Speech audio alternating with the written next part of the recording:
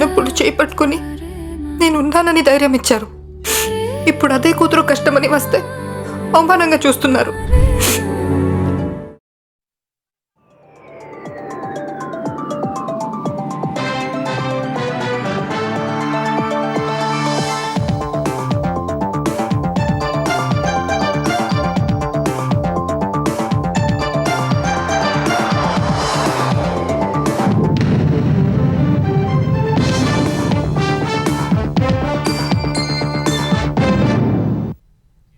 నమస్కారం, ETV news కి స్వాగతం. ముందుగా ముఖ్యాంశాలు.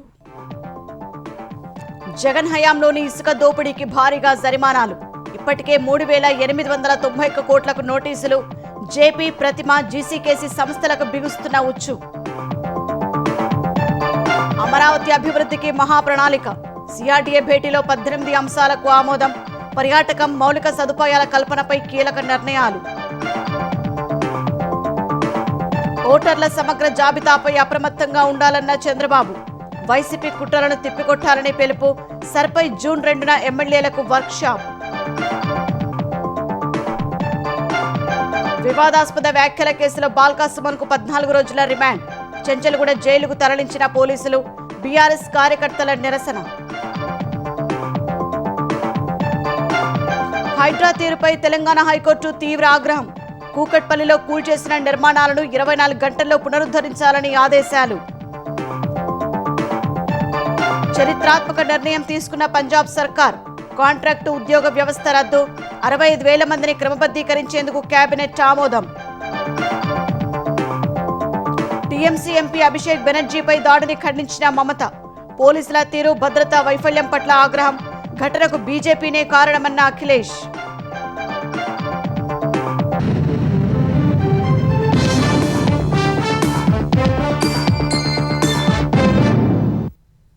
జగన్ ప్రభుత్వ హయాంలో ఇసుకాసురులు జరిపిన దోపిడీ 5 కోట్ల టన్నులుగా లెక్క తేలింది. నాటి ఇసుక దందాపై సుప్రీంకోర్టు ఆదేశాల మేరకు గనుల శాఖ రీచ్లను పరిశీలించి అనధికారికంగా తవ్వకాల మొత్తాన్ని గుర్తించింది. రీచ్ల వారీగా గుత్తేదారు సంస్థలకు షోకాజ్ నోటీసులు, ఆ తర్వాత జరిమానాలతో డిమాండ్ నోటీసులు ఇస్తోంది. ఇప్పటి వరకు 3,891 కోట్ల విలువైన జరిమానాలతో నోటీసులు ఇచ్చింది. మున్ముందు ఈ జరిమానాల విలువ 8,000 కోట్ల ఉండే అవకాశం ఉందని తెలుస్తోంది.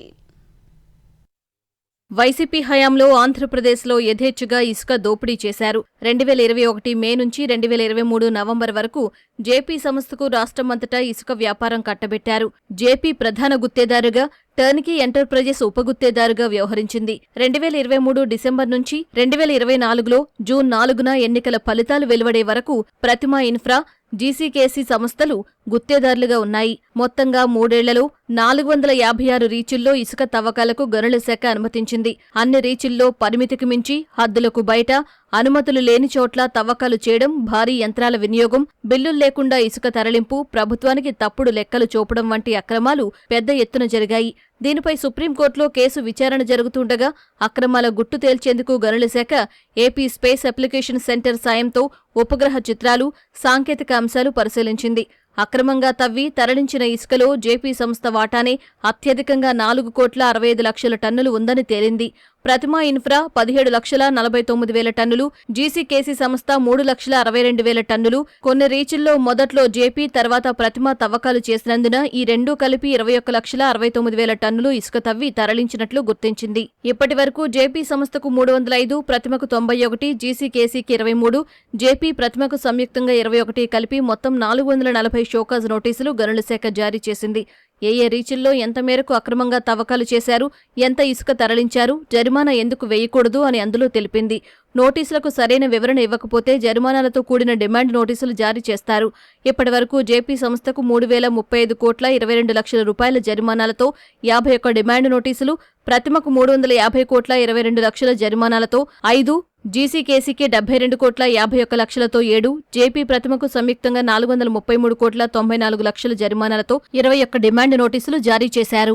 ఇంకా 360 షోకాజ్ నోటీసులకు 3 సంస్థలు వివరణ ఇవ్వాల్సి ఉంది. వాటి ఆధారంగా మరిన్ని డిమాండ్ నోటీసులు ఇవ్వనున్నారు. రాజధాని అమరావతిని అంతర్జాతీయ ప్రమాణాలతో కూడిన నగరంగా తీర్చిదిద్దేందుకు కూటమి ప్రభుత్వం వడివడిగా అడుగులు వేస్తోంది. ఇందుకోసం అర్బన్ మొబిలిటీ ప్లానింగ్ చేయాలని సీఎం చంద్రబాబు అధ్యక్షతన జరిగిన సిఆర్డీఏ సమావేశంలో నిర్ణయించారు. పర్యాటకాన్ని పెంచే జైంట్ అబ్జర్వేషన్ వీల్, సొంత అగ్నిమాపక విభాగం, సెంట్రల్ కూలింగ్ సిస్టంతో పాటు ఏలూరు నుంచి ప్రకాశం వరకు 9 జిల్లాల్లో అమరావతి ఎకనామిక్ రీజియన్ అభివృద్ధికి ఆర్ఎఫ్పి జారీకి సిఆర్డీఏ ఆమోదం తెలిపింది. ముఖ్యమంత్రి చంద్రబాబు అధ్యక్షతన జరిగిన 61వ సిఆర్డీఏ సమావేశంలో రాజధాని ప్రణాళికలకు సంబంధించి కీలకమైన 18 ప్రధాన అంశాలకు ఆమోదం లభించింది. రాజధాని అమరావతిలో భవిష్యత్ అవసరాలకు అనుగుణంగా అర్బన్ మొబిలిటీ ప్లానింగ్ చేయాలని ముఖ్యమంత్రి చంద్రబాబు అధికారులను ఆదేశించారు. హైకోర్టు భవనాల వద్ద 547 కోట్ల వ్యయంతో మౌలిక సదుపాయాల కల్పనకు గ్రీన్ సిగ్నల్ ఇచ్చారు. అలాగే భవన నిర్మాణ వివాదాల వేగవంతమైన పరిష్కారానికి ప్రత్యేక బిల్డింగ్ ట్రిబ్యునల్తో పాటు ఒక మీడియేషన్ సెంటర్ను ఏర్పాటు చేయనున్నారు. రాజధానిలో పర్యాటకాన్ని ప్రోత్సహించేందుకు పీపీపీ విధానంలో జైంట్ అబ్జర్వేషన్ వీల్ నిర్మాణానికి అథారిటీ అంగీకరించింది. ఎల్పీఎస్ లేఅవుట్లలో, వీధిపోట్లు ఉన్న ప్లాట్లలో ఏటీఎంలు, కియోస్కులు ఏర్పాటు చేయనున్నారు. నెగోషియబుల్ సెటిల్మెంట్ పాలసీలో భాగంగా అనువుగా లేని ప్లాట్ల రైతులకు గ్రామ కంఠంలో 5 సెంట్ల వరకు కేటాయించనున్నారు. కొత్త అలాట్మెంట్ కోడ్లు మారిన 495 మంది రైతులకు రిజిస్ట్రేషన్ ఫీజు మినహాయింపునిచ్చారు. ప్రపంచ బ్యాంక్, ఏడీబీ మార్గదర్శకాలకు అనుగుణంగా దిగువ, మధ్యతరగతి ప్రజల కోసం గృహ సముదాయాలు నిర్మించనున్నారు. అమరావతికి సొంత అగ్నిమాపక నియంత్రణ వ్యవస్థ ఏర్పాటుకు, సిటీ గ్యాస్ డిస్ట్రిబ్యూషన్ నెట్వర్క్కు అథారిటీ ఆమోదం తెలిపింది. ఆర్థిక కార్యకలాపాలకు ఊతమిచ్చేలా ఏలూరు నుంచి ప్రకాశం వరకు 9 జిల్లాల పరిధిలో అమరావతి ఎకనామిక్ రీజియన్ అభివృద్ధి ప్రణాళిక కోసం ఆర్ఎఫ్పి జారీకి సిఆర్డీఏ ఆమోదం తెలిపింది. గతంలో ఉన్న టాబ్రిడ్ ఒప్పందాన్ని రద్దు చేసి దీనికోసం కొత్తగా టెండర్లు పిలవాలని నిర్ణయించారు. బ్లూ గ్రీన్ సిటీగా రూపుదిద్దుకుంటున్న అమరావతిలోని ప్రతి టౌన్షిప్లో వర్క్ ఫ్రం హోం వసతులు, లివబుల్ కమర్షియల్ కేంద్రాలు ఉండేలా ప్లాన్ చేస్తున్నారు. అమరావతిలో హోటళ్లు, కన్వెన్షన్ సెంటర్లను వేగంగా అందుబాటులోకి తేవాలని సీఎం చంద్రబాబు అధికారులను ఆదేశించారు. ఓటర్ల జాబితా ప్రత్యేక సమగ్ర సవరణపై బూత్ స్థాయి ఏజెంట్లను అప్రమత్తం చేయాలని తెలుగుదేశం నాయకులకు ముఖ్యమంత్రి చంద్రబాబు సూచించారు. టీడీపీ పార్టీ ప్రధాన కార్యదర్శులు, జోనల్ ఇన్ఛార్జీలు, ముఖ్య నేతలతో పార్టీ కేంద్ర కార్యాలయంలో చంద్రబాబు వీడియో కాన్ఫరెన్స్ నిర్వహించారు. 2019కి ముందు అధికారంలో ఉన్న వైసీపీ కుట్రపూరితంగా తెలుగుదేశం సానుభూతిపరుల ఓట్లను తొలగించేలా చేసిందని గుర్తు చేశారు. ఈసారి కూడా అలాంటి కుట్రలకు పాల్పడే అవకాశం ఉందని పార్టీ శ్రేణులు నిరంతరం అప్రమత్తంగా ఉండాలని చంద్రబాబు దిశానిర్దేశం చేశారు. సరపై అవగాహన కల్పించేందుకు జూన్ 2న పార్టీ కేంద్ర కార్యాలయంలో ఎమ్మెల్యేలకు వర్క్షాప్ నిర్వహించాలని ఆదేశించారు. హైబ్రిడ్ విధానంలో జరిగిన మహానాడు విజయవంతమైనందున ప్రతి 3 నెలలకు ఒకసారి క్లస్టర్ స్థాయిలో వర్చువల్ సమావేశాలు నిర్వహిద్దామని సీఎం తెలిపారు. మహానాడులో ఆమోదించిన మహిళలకు 33% రిజర్వేషన్ల అంశాన్ని ప్రజల్లోకి బలంగా తీసుకెళ్లాలని పార్టీ నేతలకు సూచించారు. ప్రతి బుధవారం పార్టీ కార్యక్రమం ఉండేలా క్యాలెండర్ రూపొందించాలన్నారు. ఒక వారం నియోజకవర్గ స్థాయి సమావేశాలు జరిగితే మరో వారం జిల్లా స్థాయి సమావేశాలు జరగాలని ఆయన స్పష్టం చేశారు. అంతర్జాతీయ యోగా దినోత్సవాన్ని అత్యంత ప్రతిష్టాత్మకంగా నిర్వహించాలని సీఎం చంద్రబాబు ఉన్నతాధికారులకు సూచించారు. యోగాంధ్ర 2026 నిర్వహణపై ఉండవల్లి సీఎం క్యాంపు కార్యాలయంలో చంద్రబాబు, మంత్రులు, ఉన్నతాధికారులతో సమీక్ష నిర్వహించి దిశానిర్దేశం చేశారు. ఈసారి యోగాంధ్రలో 1 కోటి మంది భాగస్వామ్యం కావాలన్న లక్ష్యాన్ని సీఎం నిర్దేశించారు. జూన్ 7 నుంచి 14 రోజుల పాటు ఏపీ వ్యాప్తంగా ఈ మెగా ఈవెంట్ను నిర్వహించాలని ఆదేశించారు. ఒక్కో జిల్లాలో ఒక్కో థీమ్తో 14 రోజుల యోగాంధ్ర కార్యక్రమాన్ని జరపనున్నారు. యోగాంధ్ర నిర్వహణకు జిల్లాకు 25 లక్షల రూపాయల చొప్పున నిధులు కేటాయించారు. యోగాంధ్రలో భాగంగా అంతర్జాతీయ యోగా దినోత్సవం జూన్ 21న అమరావతిలోని కృష్ణానది బ్రిడ్జిపై 25,000 మందితో జరిగే ప్రధాన వేడుకలో సీఎం చంద్రబాబు స్వయంగా పాల్గొంటారు. అదే రోజు జిల్లా కేంద్రాల 1000 మందితో నిర్వహించే కార్యక్రమాలకు మంత్రులు, జిల్లా ఉన్నతాధికారులు హాజరవుతారు. సింగరేణిపై వివాదాస్పద వ్యాఖ్యల కేసులో బీఆర్ఎస్ మాజీ ఎమ్మెల్యే బాల్క సుమన్కు కోర్టు 14 రోజుల రిమాండ్ విధించింది. సింగరేణి అధికారుల ఫిర్యాదు మేరకు హైదరాబాద్లో పోలీసులు అరెస్ట్ చేశారు. మాజీ ఎమ్మెల్యేను నాంపల్లి ఠాణాకు తరలించిన పోలీసులు దాదాపు 7 గంటల పాటు విచారించారు. సింగరేణి కార్యాలయాలు, రైలు పట్టాలపై వ్యాఖ్యల వెనుక ఆంతర్యమేంటని, ప్రజలను రెచ్చగొట్టే వ్యాఖ్యలు ఎందుకు చేయాల్సి వచ్చిందంటూ ప్రశ్నించి స్టేట్మెంట్ను రికార్డు చేశారు. సుమన్పై ఫిర్యాదు చేసిన సింగరేణి సెక్యూరిటీ ఇన్స్పెక్టర్ ఆనంద్ స్టేట్మెంట్ను సైతం రికార్డు చేశారు. తర్వాత సుమన్కు కింగ్కోటి ప్రభుత్వ ఆసుపత్రికి తరలించి వైద్య పరీక్షలు నిర్వహించారు. అనంతరం కోర్టులో హాజరుపరచగా సుమన్కు న్యాయమూర్తి 14 రోజుల రిమాండ్ విధించారు. అనంతరం మాజీ ఎమ్మెల్యేను పోలీసులు చెంచల్గూడ జైలుకు తరలించారు. ఆ సమయంలో ప్రభుత్వానికి వ్యతిరేకంగా బీఆర్ఎస్ కార్యకర్తలు నినాదాలు చేశారు. సుమన్ను తీసుకువెళ్లే వాహనాన్ని అడ్డుకునేందుకు యత్నించగా పోలీసులు వారిని చెదరగొట్టారు. బీఆర్ఎస్ పొలిటికల్ డ్రామాలో బాల్కసుమన్ బలయ్యారని తెలంగాణ ప్రభుత్వ విప్ అద్దంకి దయాకర్ అన్నారు. పట్టాలు కోయాలి, దాడులు చేయాలి ఇలాంటి వ్యాఖ్యలు బాల్కసుమన్తో ఎవరు మాట్లాడించారో విచారణ జరపాలని డిమాండ్ చేశారు. తప్పు చేసి కూడా గొప్పగా చెప్పుకోవడం కేసీఆర్ నైజమని దుయ్యబట్టారు. అధికారం కోసం ప్రజల్ని రెచ్చగొట్టడమే బీఆర్ఎస్ రాజకీయ నీతి అని అద్దంకి దయాకర్ ఆక్షేపించారు. ఆర్టీసీ కార్మికులను, ఉద్యోగ సంఘాలను, రైతులను రెచ్చగొట్టడమే బీఆర్ఎస్ రాజకీయ వ్యూహంగా ఉందని ఆరోపించారు. టీఆర్ఎస్ పార్టీ పొలిటికల్ డ్రామాలో సుమన్ పాపం ఈరోజు బలైనట్టే లెక్క నా దృష్టిలో. గతంలో అరెస్టులు, గతంలో ఉద్యమంలో ఉన్న అరెస్టులు వేరు. ఈరోజు ఎవరి చేత ఆ మాటలు అనాల్సి వచ్చిందో దానివల్ల బాల్కసుమన్ అరెస్ట్ అయిన పరిస్థితి. బాల్కసుమన్ మీద సానుభూతి జాలే కాదు, అయ్యో పాపం అనిపించేటట్టుగా కూడా ఉంటది. కానీ ఈ మాటలు అనిపించిన వాళ్ళు ఎవరో తెలవాల్సిన అవసరం. ఇది బీఆర్ఎస్ పార్టీ ఎత్తుగడ. పట్టాలు కొయ్యండి, దాడులు చెయ్యండి, ఇది కేసీఆర్ యొక్క నైజం, కేసీఆర్ యొక్క రాజకీయ నీతి. కాబట్టి ఆయనకు తెలిసిన రాజకీయమే ఆయన కొడుకుకు చెప్తాడు. ఆయన కొడుకుకు చెప్పిన రాజకీయమే మరి సుమన్కి చెప్పిండా? తెలంగాణలో శాంతి భద్రతలను మరింత సమర్థవంతంగా నిర్వహించడమే లక్ష్యంగా పోలీస్ శాఖల సంస్కరణలు చేపట్టాల్సిన అవసరం ఉందని డీజీపీ సివి ఆనంద్ అన్నారు. జిల్లా ఎస్పీలు, కమిషనర్లు, ఐజీలు, ఇతర సిబ్బందితో వీడియో కాన్ఫరెన్స్ నిర్వహించిన డీజీపీ పోలీస్ శాఖలో అంతర్గత క్రమశిక్షణపై కీలక వ్యాఖ్యలు చేశారు. పోలీస్ స్టేషన్లలో CCTNS 2.0 సాఫ్ట్వేర్, ఇతర సాంకేతిక వ్యవస్థల అమలు ఆశించిన స్థాయిలో లేదని డీజీపీ అసంతృప్తి వ్యక్తం చేశారు. భరోసా సెంటర్లు, షీటీమ్స్ వ్యవస్థలను మరింత బలోపేతం చేయాలని సూచించారు. యువత భవిష్యత్తును ప్రమాదంలోకి నెట్టే మాదక ద్రవ్యాల వ్యాప్తిని అరికట్టడంలో ప్రతి అధికారి చురుకుగా పాల్గొనాలని ఆదేశించారు. సైబర్ నేరాలను నియంత్రించేందుకు మరింత సమర్థవంతమైన చర్యలు తీసుకోవాలని డీజీపీ స్పష్టం చేశారు. మహిళల భద్రత, చిన్నారుల అక్రమ రవాణా నిరోధం అంశాల్లో ఎలాంటి రాజీ పడవద్దని అధికారులను డీజీపీ ఆదేశించారు. హైదరాబాద్ శివారు గంటిపేటలో 1000 కోట్ల రూపాయల విలువైన సర్కారు భూముల్ని కాజేసేందుకు కుట్రపడిన కేసులో వైసీపీ మాజీ ఎమ్మెల్యే బొళ్ళా బ్రహ్మనాయుడు చుట్టూ ఉచ్చు బిగుస్తోంది.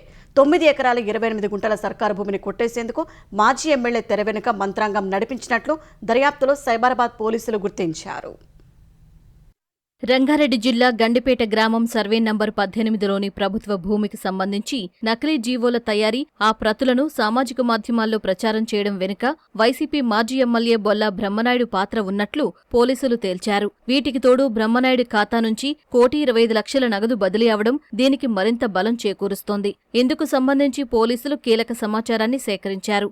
భూమిని కొట్టేసేందుకు కుట్ర పన్నిన కేసులో బ్రహ్మనాయుడు సహా మొత్తం 9 మందిపై కేసులు నమోదైనట్లు పోలీసులు తెలిపారు. ఈ కుట్రకు కేంద్ర బిందువుగా మారిన జీవోలు తయారు చేసిందెవరన్న దానిపైన పోలీసులు దృష్టి సారించారు. కీలక నిందితులుగా ఉన్న బొల్లా రమేష్, వెల్ది రాధాకృష్ణ చిక్కితే కుట్రకు సంబంధించి కీలక సమాచారం వెలుగుచూసే అవకాశముంది. పరారీలో ఉన్న నిందితుల ఆచూకీ కోసం సైబరాబాద్ పోలీసులు 4 బృందాల్ని రంగంలోకి దించారు. మాజీ ఎమ్మెల్యే బ్రహ్మనాయుడు నరసరావుపేటలో ఉన్నట్లు తొలుత భావించిన అందుబాటులో లేరని గుర్తించారు. శనివారం మధ్యాహ్నం తర్వాత ఆయన హైదరాబాద్ చేరుకున్నట్లు సమాచారం అందడంతో ప్రత్యేక బృందం వెనుదిరిగింది. పరారీలో ఉన్న మరో 2 సునీల్, రాధాకృష్ణ కర్ణాటకలో ఉన్నట్లు గుర్తించారు. ఈ కుట్రలో ప్రమేయం ఉన్న కీలక సూత్రధారి రాధాకృష్ణ డ్రైవర్ ప్రవీణ్ను పోలీసులు శనివారం అదుపులోకి తీసుకున్నారు.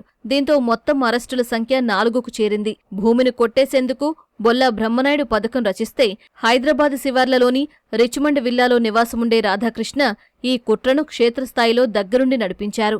ఈ భూమి తమదేనంటూ గతంలో కోర్టులో పిటిషన్ వేసిన దశరథ్ కుటుంబ సభ్యుల ఇంటికి రాధాకృష్ణ స్వయంగా వెళ్లి బేరమాడారు. తర్వాతే దశరథ్ కుటుంబ సభ్యులు బ్రహ్మనాయుడును కలిశారు. అబిడ్స్లోని భూ పరిపాలన ప్రధాన కమిషనర్ కార్యాలయంలో సంయుక్త కమిషనర్గా విధులు నిర్వహిస్తున్నానంటూ రాధాకృష్ణ కొన్నేళ్లుగా ప్రచారం చేసుకుంటున్నారు. ప్రభుత్వ వివాదాస్పద భూములను డీల్ చేస్తానంటూ రాధాకృష్ణ రంగారెడ్డి, మేడ్చల్ జిల్లాలకు చెందిన కొందరు రియల్ వెంచర్ ప్రతినిధులను నమ్మిస్తున్నారని పోలీస్ అధికారుల దర్యాప్తులో తేలింది. పదవీ విరమణ చేసిన రెవెన్యూ అధికారులతో పరిచయం పెంచుకుని రెవెన్యూ శాఖలో ప్రభుత్వ ఉత్తర్వులు ఎలా జారీ చేస్తారు, ఎవరి పేరు మీద జారీ చేస్తే అవి నకిలీలను గుర్తించకుండా చెలామణి చెయ్యొచ్చు అన్న అంశాలను తెలుసుకున్నట్టు పోలీసు అధికారులు భావిస్తున్నారు. వీటి ఆధారంగా ముఖ్య కార్యదర్శి డిఎస్ లోకేష్ కుమార్ పేరుతో ఉత్తర్వులు జారీ చేశారు. ఆయనకు సహకరించిన వారిపై పోలీసులు ఆరా తీస్తున్నారు. వినుకొండలో పేద ప్రజలకు ఇళ్ల స్థలాల పేరుతో మాజీ ఎమ్మెల్యే బొల్ల బ్రహ్మనాయుడు తన సొంత భూములను ప్రభుత్వానికి విక్రయించి 18 కోట్లు సంపాదించారని ప్రభుత్వ చీఫ్ విప్ జీవి ఆంజనేయులు ఆరోపించారు. వినుకొండ పట్టణం శివారులో నిర్మిస్తున్న మురుగునీటి శుద్ధి ప్లాంట్ యూనిట్ పనులను పరిశీలించిన ఆయన మాజీ సీఎం జగన్ బ్రహ్మనాయుడుపై విమర్శలు గుప్పించారు.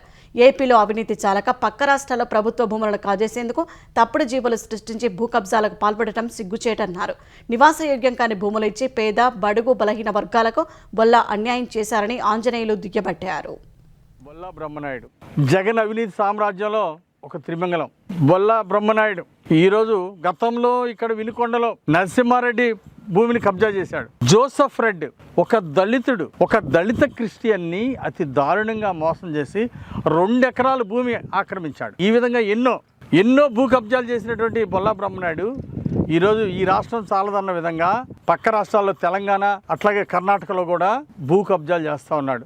తన స్వార్థం కోసం తన సొంత భూమి 4 లక్షలకు కొన్నదాన్ని వైట్ మనీ 18 కోట్లండి. ఏంటి ఎక్కడ ఇచ్చేది? 7 కిలోమీటర్ల దూరంలో నీ పొలం వంట కడతావా? ఇదేం న్యాయం? గత వైసీపీ పాలనలో ఉద్యోగాలు కల్పించకుండా యువతను మోసగించి నేడు డిఎస్సీ విషయంలో కూటమి ప్రభుత్వంపై నిందలు వేయడమేంటని విజయనగరం ఎంపీ కలిశెట్టి అప్పలనాయుడు ప్రశ్నించారు. విద్యారంగ బలోపేతానికి కూటమి ప్రభుత్వం ఎన్నో చర్యలు తీసుకుంటున్నట్లు తెలిపారు. దేశంలోని ఏపీ విద్యా వ్యవస్థ ఒక రోల్ మోడల్గా గుర్తింపు తెచ్చుకుందన్నారు. 10వ తరగతిలో ఉత్తమ ఫలితాలు రాణించిన విద్యార్థులకు సన్మానాలు చేసి పత్రికల్లో ప్రకటనలు ఇచ్చిన ఘనత తమ ప్రభుత్వానిదని గుర్తు చేశారు. వైసీపీ నాయకులు డిఎస్సీ విషయంలో కూటమి ప్రభుత్వంపై తప్పుడు ప్రచారాలు ఆపాలని ఎంపీ హితవు పలికారు.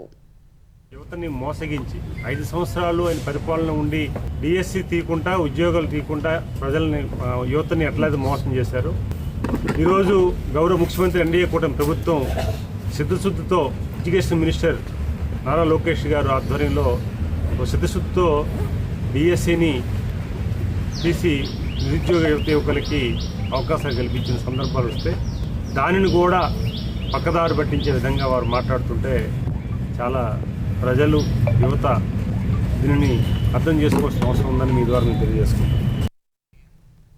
ఆంధ్రప్రదేశ్ వ్యాప్తంగా జూన్ నెలలో 62,34,445 మంది పింఛన్దారులకు కూటమి ప్రభుత్వం 2,728 కోట్ల రూపాయలు విడుదల చేసినట్టు సెర్ప్ శాఖ కొండపల్లి శ్రీనివాస్ వెల్లడించారు. ఈ నిధులన్నీ జూన్ 1వ తేదీ నుంచి లబ్ధిదారులకు నేరుగా పంపిణీ చేస్తామని తెలిపారు. కూటమి ప్రభుత్వం అధికారంలోకి వచ్చినప్పటి నుంచి జూన్ నెలతో కలుపుకొని ఇప్పటి వరకు ఎన్టీఆర్ భరోసా పెన్షన్ల కోసం రికార్డు స్థాయిలో 65,886 కోట్లను ప్రభుత్వం ఖర్చు చేసిందన్నారు. నిరుపేదల సంక్షేమమే ధ్యేయంగా ప్రభుత్వం ఎన్టీఆర్ భరోసా పెన్షన్ నిధులను ప్రతి నెల 1వ తేదీనే లబ్ధిదారులకు అందిస్తోందని మంత్రి కొండపల్లి వెల్లడించారు. కోర్టు ఉత్తర్వులు ఉన్నప్పటికీ స్వయంగా ఇచ్చిన హామీకి విరుద్ధంగా రాత్రికి రాత్రే కూల్చివేతలు చేపట్టిన హైడ్రా తీరు గర్హనీయమని తెలంగాణ హైకోర్టు తప్పుపట్టింది. హైడ్రాకు ఇలాంటి చర్యలు కొత్త కాదని మండిపడింది. మొదట కూల్చివేయడం, తర్వాత కంచె వేసి బోర్డు పెట్టడం, ఆపై ఆ చర్యను సమర్థించుకోవడం సాధారణమైపోయిందని వ్యాఖ్యానించింది. ప్రాథమికంగా ఆధారాలను పరిశీలిస్తే హైకోర్టు ఉత్తర్వుల పట్ల హైడ్రా అగౌరవంగా వ్యవహరించినట్లు స్పష్టంగా ఉందని పేర్కొంది. కూకట్పల్లిలో 13.17 ఎకరాల స్థలం ఈ నెల 25కు ముందు ఎలా ఉందో అలా పునరుద్ధరించాలంటూ పురపాలక శాఖ ముఖ్య కార్యదర్శి, కలెక్టర్, తహసీల్దార్లకు హైకోర్టు ఆదేశాలు జారీ చేసింది. ఈ నెల 26 తెల్లవారుజామున 3:50 ఎలాంటి నోటీసులు ఇవ్వకుండా కాంపౌండ్ ఫెన్సింగ్, సెక్యూరిటీ గదులు, ప్రవేశ ద్వారాలను కూల్చివేయడంతో పాటు విద్యుత్ సరఫరాను నిలిపివేస్తూ హైకోర్టు ఉత్తర్వులను ఉల్లంఘించారంటూ ఎన్విఎన్ కన్స్ట్రక్షన్స్ 3 వేర్వేరు కోర్టు ధిక్కరణ పిటిషన్లు దాఖలు చేసింది. దీనిపై జస్టిస్ నగేష్ భీమపాక విచారణ చేపట్టి మధ్యంతర ఉత్తర్వులు జారీ చేశారు. ఈ నెల 25కు ముందు ఎలా ఉందో 24 గంటల్లో అలా పునరుద్ధరణ చర్యలు చేపట్టాలని అధికారులకు ఆదేశాలు జారీ చేశారు. ప్రస్తుత అభిప్రాయాలని మధ్యంతర ఉత్తర్వులకే పరిమితమని స్పష్టం చేస్తూ కోర్టు ధిక్కరణ పిటిషన్లను జూన్ 4కి వాయిదా వేశారు. తెలంగాణ ప్రభుత్వం ధాన్యాన్ని కొనుగోలు చేయడంలో పూర్తిగా విఫలమైందని బీజేపీ తెలంగాణ అధ్యక్షుడు రామచంద్రరావు ఆరోపించారు. పండిట్ దీన్ దయాళ్ ఉపాధ్యాయ శిక్షణ మహాభియాన్ కార్యక్రమంలో భాగంగా కరీంనగర్లో నిర్వహిస్తున్న శిక్షణ తరగతుల్లో ఆయన పాల్గొన్నారు. ట్రాన్స్పోర్ట్ కోసం లారీలు లేవు, సంచులు లేవు అంటూ అధికారులు కుంటి సాకులు చెబుతూ కాలయాపన చేస్తున్నారని ఆయన మండిపడ్డారు. బేషరతుగా 2 రోజుల్లో రైతుల వద్ద నుంచి మొత్తం ధాన్యం కొనుగోలు చేయాలన్నారు. అకాల వర్షానికి నష్టపోయిన మామిడి రైతులకు పరిహారం చెల్లించాలని డిమాండ్ చేశారు. రాష్ట్రంలో మంత్రులు కూడా ఒకరికొకరికి వారు చెప్పే మాటలో పొంతం లేదు. సివిల్ సప్లైస్ మినిస్టర్ గారు మేము 60 లక్షల మెట్రిక్ టన్నులు కొన్నామని చెప్తున్నారు. దాని వేరే మంత్రులు మేము 40 కొన్నాం, 50 కొన్నాం చెప్తా ఉన్నారు. కేంద్ర ప్రభుత్వమే మొత్తం కొనాలి అని చెప్తా ఉన్నారు. దీని యొక్క ప్రొసీజర్ ప్రకారం కూడా రాష్ట్రం అయితే ఎంతైతే కొంటుందో ఆ కొనేటటువంటి యొక్క ఇండెంట్ ముందు కేంద్ర ప్రభుత్వం పంపించిన తర్వాత వీళ్ళు కొన్న ప్రతి ధాన్యానికి ప్రతి బస్తాకు అన్నిటి కూడా కేంద్ర ప్రభుత్వము వారు రీఇంబర్స్మెంట్ చేస్తారు. కానీ రాష్ట్ర ప్రభుత్వం దాన్ని కూడా ప్రజలకు చెప్పకుండా కేంద్రమే కొనాలి, మేమెందుకు కొంటాం అనే మాట్లాడి రైతుల్ని ప్రజల్ని తప్పుదారి పట్టిస్తా ఉన్నారు. లంచం డిమాండ్ చేసిన కేసులో Telangana cyber security bureau inspector Battula మహేందర్ను ఏసీబీ అధికారులు అరెస్ట్ చేశారు. సైబర్ ఫ్రాడ్ కేసుల బాధితుడి కుటుంబ సభ్యులను ఇరికించకుండా ఉండడానికి బత్తుల మహేందర్ 9 లక్షలు లంచం డిమాండ్ చేసినట్లు డీఎస్పీ శ్రీనివాసరెడ్డి తెలిపారు. ఇప్పటికే బాధితుడి నుంచి 5 లక్షల నగదు స్వీకరించినట్లు దర్యాప్తులో తేలిందన్నారు. మిగిలిన 4 లక్షలు ఇవ్వాలని పలుమార్లు ఒత్తిడి తెచ్చి బెదిరింపులకు పాల్పడగా బాధితుడు ఏసీబీ అధికారులను ఆశ్రయించాడు. బాధితుడి ఫిర్యాదు మేరకు పక్కా ప్రణాళికతో ఏసీబీ అధికారులు ఇన్స్పెక్టర్ బత్తుల మహేందర్ లంచం తీసుకుంటుండగా రెడ్ హ్యాండెడ్గా పట్టుకున్నారు. నిందితుడి నివాసంలో నిర్వహించిన సోదాల్లో లెక్కల్లో చూపని 13 లక్షల రూపాయల నగదు లభ్యమైందని డీఎస్పీ తెలిపారు. అనంతరం మహేందర్ను నాంపల్లి ఏసీబీ ప్రత్యేక కోర్టులో హాజరుపరిచినట్లు వెల్లడించారు. తెలంగాణ ఉద్యమకారులను గుర్తించి గౌరవించేందుకు చేపట్టాల్సిన కార్యక్రమాలపై చర్చించేందుకు జూన్ 4న అఖిలపక్ష భేటీ నిర్వహించాలని ప్రభుత్వం నియమించిన కమిటీ నిర్ణయించింది. కమిటీ చైర్మన్ కె కేశవరావు, సభ్యులు పొన్నం ప్రభాకర్, అద్దంకి దయాకర్, కోదండరాం, రాములు నాయక్, మోతే శోభన్ రెడ్డి సమావేశమై చర్చించారు. తెలంగాణ రాష్ట్ర సాధనలో విశేష కృషి చేసిన ఉద్యమకారులకు ప్రభుత్వం తరపున తగిన గౌరవం, గుర్తింపు అందేలా సిఫారసులు చేయాలని కమిటీ నిర్ణయించింది. సమాచార సేకరణలో ఎలాంటి విమర్శలకు తావు లేకుండా ఉద్యమంలో పాల్గొన్న వారందరినీ గుర్తించి గౌరవించడమే లక్ష్యమని తెలిపింది. జూన్ 4న అన్ని పార్టీల సూచనలు, సలహాలు స్వీకరించాలని నిర్ణయించింది. అమరవీరుల కుటుంబాలు, తెలంగాణ ఉద్యమం తొలి, మలి దశలలో పాల్గొన్న వారితో జాబితా తయారీకి కార్యాచరణ రూపొందించాలని అధికారులను కమిటీ ఆదేశించింది. ఆంధ్రప్రదేశ్లోని అనేక ప్రాంతాల్లో వర్షాలు దంచుకొట్టాయి. శ్రీ సత్యసాయి జిల్లా కదిరిలో ఉరుములతో కూడిన భారీ వర్షం కురిసింది. ధర్మవరంలో భారీ వర్షానికి రహదారులు నీట మునగడంతో వాహనదారులు రాకపోకలు సాగించేందుకు ఇక్కట్లు పడ్డారు. చిలమత్తూరు మండలంలో ఉరుముల మెరుపులతో కూడిన భారీ వర్షం కురిసింది. రహమత్ నగర్లో పిడుగుపాటుకు కొబ్బరి చెట్టు దగ్ధమైంది. అనంతపురంలో భారీ వర్షానికి నగరంలోని పలు ప్రాంతాల్లో భారీ చెట్లు నేలకొరిగాయి. ప్రభుత్వ ఆసుపత్రిలో రోగుల సహాయకులు వేచి ఉండే రేకుల భవనం కుప్పకూలింది. తాడిపత్రిలో లోతట్టు ప్రాంతాలు జలమయమయ్యాయి. కొన్ని ప్రాంతాల విద్యుత్ సరఫరాకు అంతరాయం ఏర్పడింది. వాతావరణం చల్లబడటంతో ప్రజలకు ఉపశమనం లభించింది. శ్రీకాకుళం జిల్లాలోని పలు మండలాల్లో ఈదురుగాలులతో వర్షం కురిసింది. ఉదయం నుంచి ఎండ తీవ్రతకు ఉక్కపోతతో ఇబ్బందులు పడిన ప్రజలు వానతో వాతావరణం చల్లబడటంతో ఉపశమనం పొందారు. కాంట్రాక్టు ఉద్యోగ వ్యవస్థకు సంబంధించి పంజాబ్లోని ఆ ప్రభుత్వం చరిత్రాత్మక నిర్ణయం తీసుకుంది. దశాబ్దాలుగా కొనసాగుతున్న ఈ వ్యవస్థను రద్దు చేసే ప్రణాళికను కేబినెట్ ఆమోదించింది. రాష్ట్రంలోని 51 ప్రభుత్వ విభాగాల్లోని 65,048 మంది కాంట్రాక్టు ఉద్యోగులను క్రమబద్ధీకరించనున్నట్లు మంత్రివర్గ భేటీ అనంతరం సీఎం భగవంత్ మాన్ ప్రకటించారు. పంజాబ్ అవుట్సోర్స్డ్ పర్సనల్ బిల్లు 2026 ప్రకారం 5 ఏళ్ల సర్వీసును పూర్తి చేసుకున్న outsource group C, group D ఉద్యోగులు ప్రభుత్వ కాంట్రాక్చువల్ ఉద్యోగులుగా మారతారు. రోజువారీ విధుల్లో ప్రమాదం ఎదుర్కొనే అగ్నిమాపక సిబ్బంది, పిఎస్పీసీఎల్ లైన్మెన్, పట్టణ స్థానిక సంస్థల పారిశుద్ధ్య కార్మికులు, వ్యర్థాల నిర్వహణ కార్మికులు, క్షేత్రస్థాయి ఫిర్యాదుల సిబ్బంది 3 ఏళ్ల తర్వాత తదుపరి స్థాయికి అర్హత పొందుతారని సీఎం తెలిపారు. 5 ఏళ్లు అవుట్సోర్స్ చేసిన వారికి నేరుగా ప్రభుత్వ ఉద్యోగాలు ఇస్తామని వెల్లడించారు. టీఎంసీ ఎంపీ అభిషేక్ బెనర్జీపై జరిగిన దాడిపై ఆ పార్టీ అధినేత్రి మమతా బెనర్జీ దిగ్భ్రాంతి వ్యక్తం చేశారు. అభిషేక్ భద్రతా ఏర్పాట్లు, ఆసుపత్రిలో చికిత్స జరిగిన తీరుపై ఆమె పలు అనుమానాలు వ్యక్తం చేశారు. అభిషేక్ వైద్య సేవలకు సంబంధించి అనిశ్చిత ఎదుర్కోవడం దారుణమన్నారు. నిజంగా ఆసుపత్రిలో చేరాల్సిన అవసరమే లేకపోతే మొదట ఆయనను ఐటీయూకి ఎందుకు తీసుకెళ్లారని ప్రశ్నించారు. దాదాపు 2 గంటల పాటు అబ్జర్వేషన్లో ఎందుకు ఉంచారని, పలు వైద్య పరీక్షలు చేయించుకోవాలని ఎందుకు సూచించారని ఆమె నిలదీశారు. అభిషేక్ ముఖం, వేపు, ఛాతీ, మెడ భాగాల్లో బలమైన గాయాలైన వైద్య నివేదికలో తేలిందన్నారు. కీలక సమయంలో ఆయన తలపై హెల్మెట్ పెట్టకపోయి ఉంటే పరిస్థితి ప్రాణాంతకంగా మారేదని మమత అన్నారు. అభిషేక్ పర్యటన గురించి పోలీసులకు ముందుగానే తెలిసినా భద్రతా వైఫల్యం జరగడాన్ని మమత తప్పుపట్టారు. హింసను సృష్టించేందుకే బయటి వ్యక్తులను రప్పించారని ఆమె ఆరోపించారు. అటు ఈ దాడికి బీజేపీనే కారణమని సమాజ్వాదీ పార్టీ అధినేత అఖిలేష్ యాదవ్ ఆరోపించారు. ద్వేషపూరిత, ప్రతికూల, హింసాత్మక రాజకీయాలు చేయడం మాత్రమే బీజేపీకి తెలుసని ఎక్స్ వేదికగా అఖిలేష్ తీవ్రస్థాయిలో విమర్శించారు. పంజాబ్లోని జలంధర్కు చెందిన ఆర్టీఐ కార్యకర్త సిమ్రజ్జీత్ సింగ్ అనే వ్యక్తిని ద్విచక్ర వాహనంపై వచ్చిన 2 గుర్తు తెలియని సాయుధులు కాల్చంపారు. పగ్వారాలోని సత్నాపురం పోలీస్ స్టేషన్ పరిధిలో ఈ ఘటన జరిగింది. సిమ్రజ్జీత్ పంజాబ్, హర్యానా హైకోర్టులో కీలక వివాదాస్పద అంశాలపై ఆర్టీఐ దరఖాస్తులు, ప్రజాప్రయోజన వ్యాజ్యాలు దాఖలు చేస్తున్నారు. ఆయనపై గతంలోనూ పలుమార్లు దాడి జరిగింది. ఈ ఏడాది ఏప్రిల్లో తీసుకొచ్చిన వివాదాస్పద మత విద్వేష నిరోధక చట్టం, జగత్ జోత్ శ్రీ గురు గ్రంథ్ సాహిబ్ సత్కార్ చట్టం రాజ్యాంగబద్ధతను సవాల్ చేస్తూ హైకోర్టులో ఇటీవల పిటిషన్ దాఖలు చేశారు. ఈ నేపథ్యంలో సిమ్రంజిత్ భద్రత కోసం జలంధర్ పోలీసులు 2 గన్మెన్లను కాపలా ఉంచారు. భద్రత లేకుండా ఒక్కడే తిరుగుతున్న సమయంలో సమీప నుంచి దుండగులు కాల్పులు జరపగా సిమ్రన్జిత్ సింగ్ అక్కడికక్కడే మృతి చెందినట్లు పోలీసులు తెలిపారు. ఘటనా స్థలంలో ఓ పిస్తోలు, 2 మొబైల్ ఫోన్లు, సమీపంలో నిలిపి ఉన్న వాహనంలో మరో తుపాకీని పోలీసులు స్వాధీనం చేసుకున్నారు.